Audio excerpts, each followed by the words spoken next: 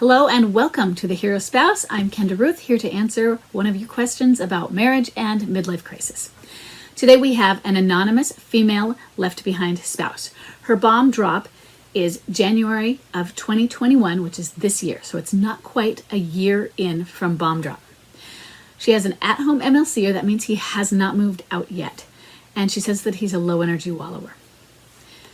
She says that he lied about business trips, and when I confronted him, instead of admitting how bad it was, and he said he wants to separate.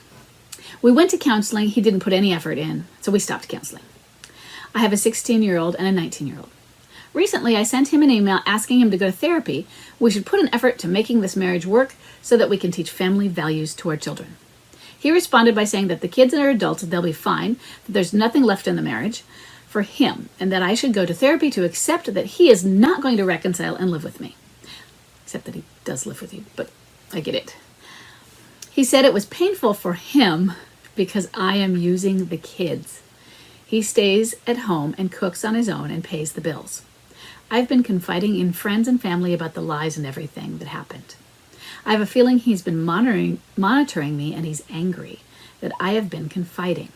What can I do to save this marriage? Since January, he hasn't initiated any conversation. Okay, so some of what I'm going to say you're not going to like is you don't do anything right now directly that is marriage saving. The things you do, marriage saving becomes a byproduct of those. If this is a midlife crisis, it goes through its crisis before it is available for or receptive for saving the marriage. And so one of the things you need to do is you need to look up and understand what MLC is and accept the process of a midlife crisis. And I'm sorry, that really does suck. Midlife crisis is not a fun thing to go through. Much of what you're saying is common. They go to counseling once. And not all of them, not a lot of them, but if they go to counseling once, then they say, well, I was just going so that to help you, I will tag along with you to your counselor so that you can accept it, to help you accept it. And that's exactly what Chuck said.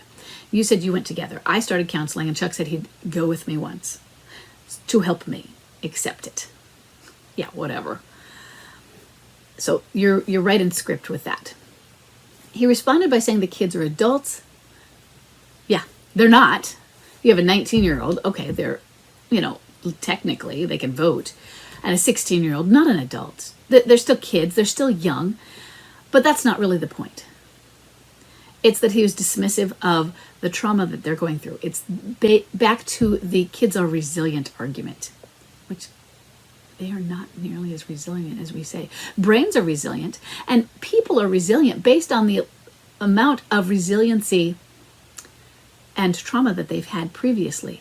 More trauma in younger life, less resiliency. So your kids might have a base of resiliency that others don't, but it doesn't matter. That's not an excuse to say, okay, I'll cause trauma now because they're resilient. But also what he's doing what I call a blame twist on you. It's like, well, you're bringing our kids into this because they're upset about it. And so now it's your fault for bringing the kids in. Of course the kids are upset. But the thing is, he's not going to go there with you. And so trying to make him see the logic of your arguments, you're just going to be talking to a wall. And so it's going to be futile to do that right now. It's a truth dart. Things you can say these truth darts, but they're just not going to penetrate. And that's why I talked about accepting the process of a midlife crisis. You said that you sent him an email saying we need to go to therapy so that we can put effort into making this marriage work for family values for the kids. And so part of why he said that was because you referenced the reason for saving your marriage isn't because I think marriage is worth it. I think you're worth it. I think that we can do this. I think we make a good team. But the reason we need to do it is we're duty bound for our children. So that might be part of the issue. It might not. And had you said those other things about, well, we're worth it, all those, they wouldn't work either. They are a little better thing to say because I want you saying things that are praiseworthy toward him. Like, I think you're worth it. Whenever he sounds like he's down on himself. I'm so terrible. I'm mean to you. I believe in us. We're going through a hard time. Now, if he doesn't say that, you might have opportunities where you can build that in. You might not. But he's doing you a blame twist. That's where he's saying, taking things that he is doing against, and when you make a complaint against them, he projects it back onto you.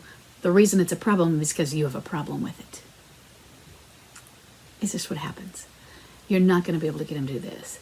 Putting an effort into making a marriage work at the beginning, and you are at the beginning of a midlife crisis, what you have to do is you put the marriage on hold. You put your marriage in a box, and you put it up on the shelf, and you say, it is protected there. I'm going to protect it. And one of the ways you protect it is by not trying to save it, because then you come with expectations, and when your expectations don't get met, you are resentful, and you're angry, and that leads you toward giving up. And you can do that. There's nothing wrong with giving up when going through this sort of thing. It's damaging to go through this. I believe what you believe about family values for the kids, and that it's better for the kids. I believe that it's also better for us. I believe we can have a better marriage on the other side of it. I believe that we can become stronger.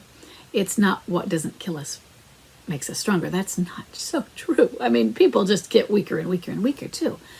But we can make a decision to become stronger.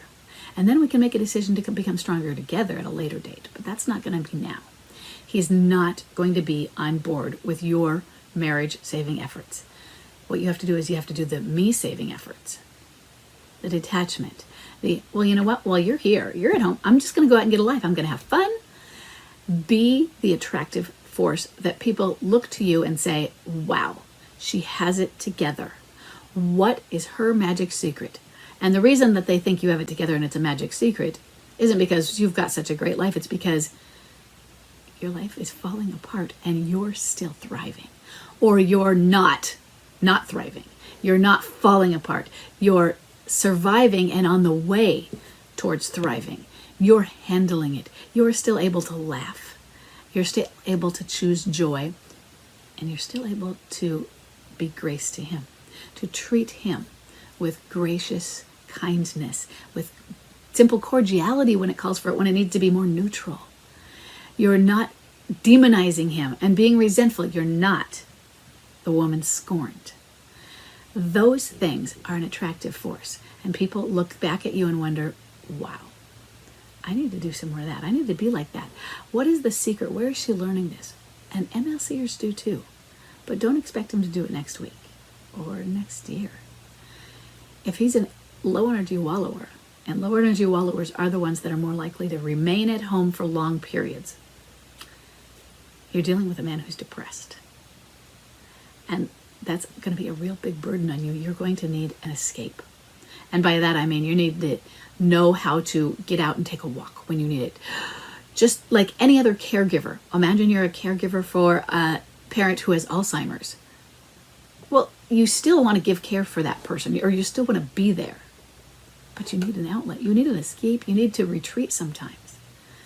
And so you need to be able to do that. You need to learn some detachment. Okay? I hope this helps, and I will see everybody